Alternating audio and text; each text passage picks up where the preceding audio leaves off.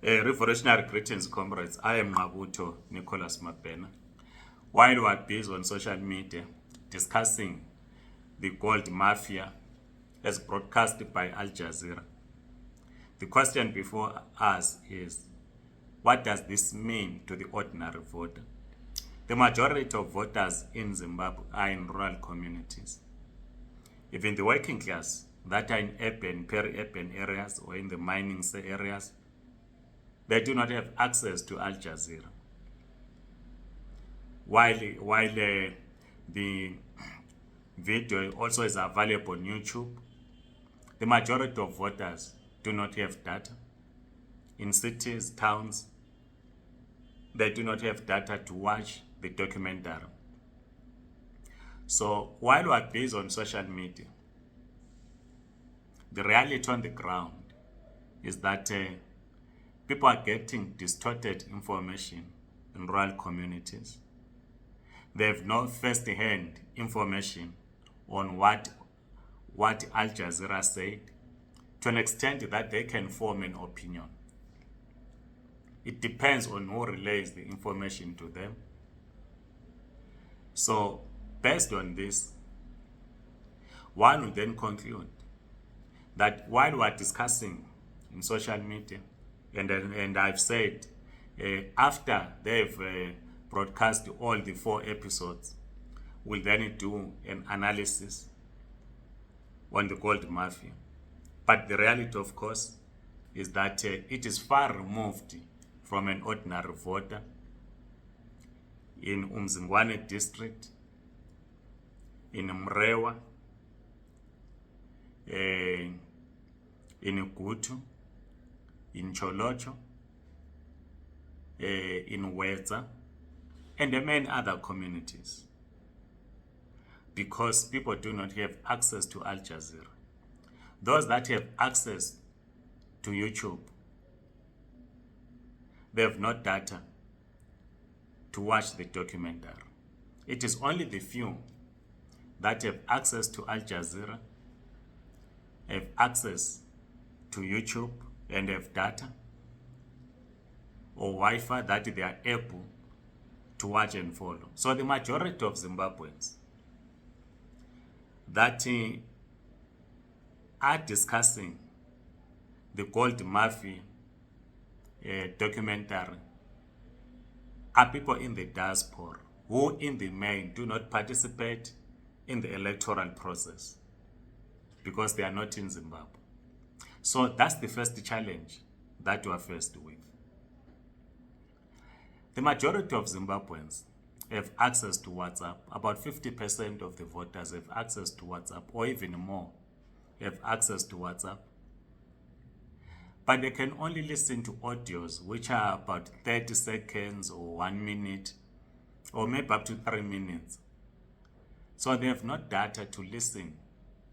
Even to my YouTube channel, in terms of in the last 28 days, which I was checking yesterday in the analysis, only 1.1% people in Zimbabwe do follow my channel. The first, of course, is South Africa. We have a high concentration of Zimbabweans in South Africa. Over 88% do follow this YouTube channel, and the majority are Zimbabweans who are either on Zimbabwe exemption permits or want to know more about documentation. The second country where you have a high number of people that follow this YouTube channel is India. So it is South Africa, and one concludes that the majority are Zimbabweans who live in South Africa. It's India, Zimbabwe, and then other countries. So this then tells you that the gold mafia documentary is not well understood in Mbare, in Makokova, because people do not have access to DSTV. Even if they have access to DSTV, but they have no money to pay for the channels or for the DSTV that will give them Al Jazeera channel. That's the difficulty. And as I've said, they have no access to YouTube because they have no data. So what this then means is that the documentary called Mifia, not really academic, but it is a documentary that is discussed mainly by us in the diaspora. Which the question is, what impact will this documentary have on elections? That's the question we must ask, because I know I've been reading lots of comments on Facebook, other social media platforms, where people are talking about Prophet Hubert Angels, and they're saying if you go to his church, you are also an enabler of the system. But the majority that will gather in his church on a Sunday have no clue of what Al Jazeera said.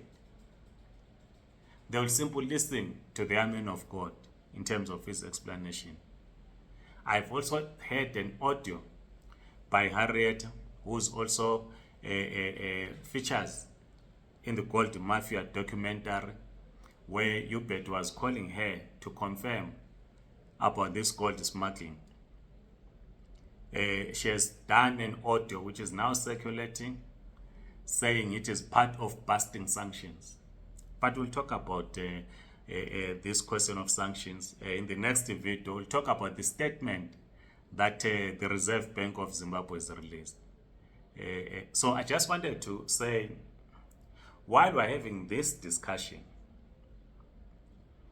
we need to find ways of linking this to the ordinary vote in a rural community, so that we in the diaspora that have access to all TV stations globally have unlimited data to an extent that we watch this documentary. How then do we break this down so that it is understood by an ordinary voter? It's not enough for me to speak on YouTube as I'm doing. It is not enough for me to write on Facebook or speak on TikTok. If it does not reach to the ordinary person on the ground, it becomes academic to an extent that the ordinary voter will not have this in mind when elections are held, to say, we have a gold mafia which works with the people in Zimbabwe to loot our resources. They will not have this in mind. Please share your views, like this video, circulate, and subscribe to this YouTube channel. Otherwise, Amandla Comrades.